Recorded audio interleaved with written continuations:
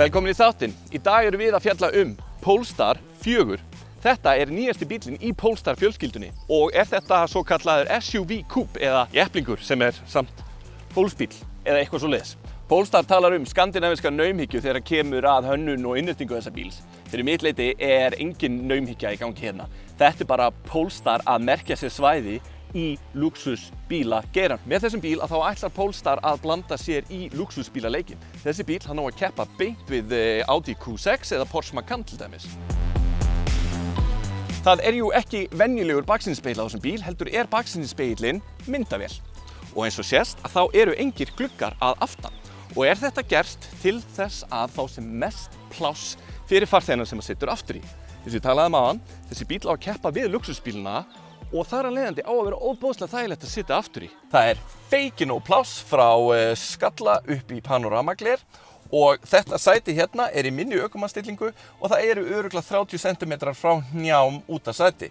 Ekki bara það, en sé hannaði með það í huga að þessi feikin og pláss fyrir fullorðið fólkið aftur í, heldur líka hægt að færa sætisbökin fram og aftur til að gera þægindin ennþá meiri. Svo svona lítill snertiskjár hérna aftur í til að fikta í miðstöðinu og svo framvegis og fólki sem situr aftur í getur líka skipt lag sem pínu óþolandi sérstaklega vel með börnin hérna. Vanalega þegar maður að keyra bílinn innanbæjar eða út af hraðbrautum eða eitthvað svoleiðis þá maður með bílinn í standardmód. Þá bílinn bara afturhjóladrifinn og notar hann aðeins minni orku og minna batteri og verður drægnin þá aðeins meiri. En þegar ég set hann í performance mód þá verður hann fjórhjóladrifinn og notar fullt af rafmagni. Þegar maður innanbæjar þá vil maður gjarnan bara hafa fjöðrunina mjúka og góða út af því að maður vill láta fara vel sig.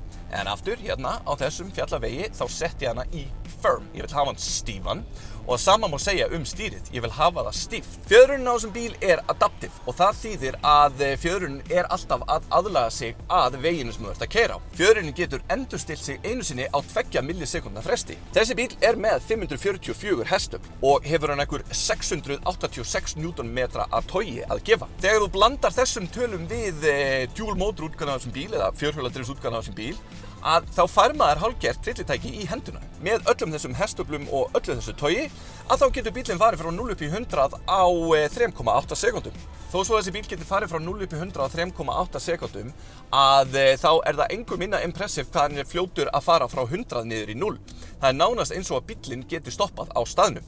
Ef maður kaupir single motor útgáfuna af þessum bíl þá minnka allar þessar tölur eiginlega bara nákvæmlega helming.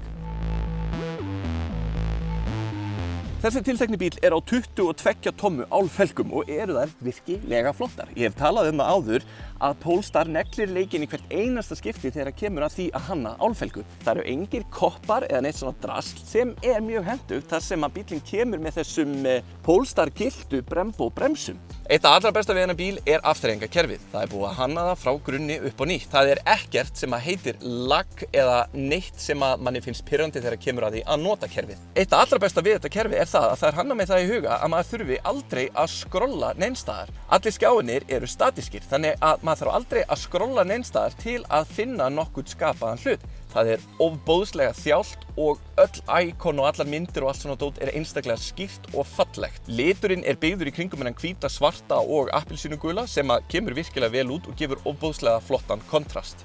Þessi bíl einstaklega mikið Android. Hann unninn í mjög nánu samstarfi við Google. Þeir voru til dæmis ekkert að hanna sitt eigið GPS leiðsöguapp eða svoleiðis. Nei, þeir notuðu bara Google Maps. Út af því að ef það besta til, af hverju að reyna að byggja það upp á nýtt. Allt sem tengir gervigreind í þessum bíl þegar kemur að akreina vara á skinnurum og svona dóti framleitt af Nvidia sem þið þekkir kannski frekar sem skjákort úr tölvum og svo framvegis. Stýrikerfi í þessum bíl framleitt af Snapdragon sem sennilega betur þekktir fyrir að framleiða stýrikerfi í snjallsímum. Öll efni í þessum bíl endurvinnanleg og hægt að endurvinna þau án þess að flokka. Þannig að þegar þessi bíl ónýtur og það þarf að endurnýta hann aftur, þá má bara setja hann í heilu lagi í blandara. Eitt af því sem Polestar einstaklega stolt af þegar kemur að efninu hérna á sætunum bílum, það þetta svokallaða 3D knitting eða þrívíddar prjónun. Þetta ekki þannig að þetta sé einhver vél sem að þrívídda prjóna og gerir gamlar konur ónauðsynlegar þegar kemur að prjónaskap. Nei, heldur þetta út af því að þegar þú horfir á efnið þá finnst þú vera að horfa á það svolítið í þrívídd. Það gefur svona eftir og það er svona spes, það er fallegt. En einnig er hægt að fá þennan bíl með nappaleðri og þá kemur bílinn með hituðum og kældum sætum og með nutti í framsætunum. Þó svo þetta sé svona coupe SUV bíl að þá er skottið samt nokkuð stórt. Það er alveg vel rúmir 500 lítrar eða svo líka alltaf á þessum bíl rammalaust. Engir rammar hérna fyrir gluggana, engir rammar í kringum speilin, bara allt unitið sem að færist til, engir rammar hérna í kringum afturhurðina, einstaklega fallegt og stílhreint. Polestar gilt belti eins og vera ber, Harman Kardon græjur. Sumir af þessum rafmagnsbílum sem að geta farið frá 0 upp í 100 á einhverjum millisekundum og einhverju dóti, það eru svona bílar sem að líta út fyrir eins og þeir eiga bara að vera kjurrir frekar en að fara frá 0 upp í 100 á einhverjum fáránlegum tímum. Fyrir mitt leyti að það meikar það miklu meiri sens að fara frá 0 upp í 100 á 3,8 sekundum á bíl sem að lítur svona út.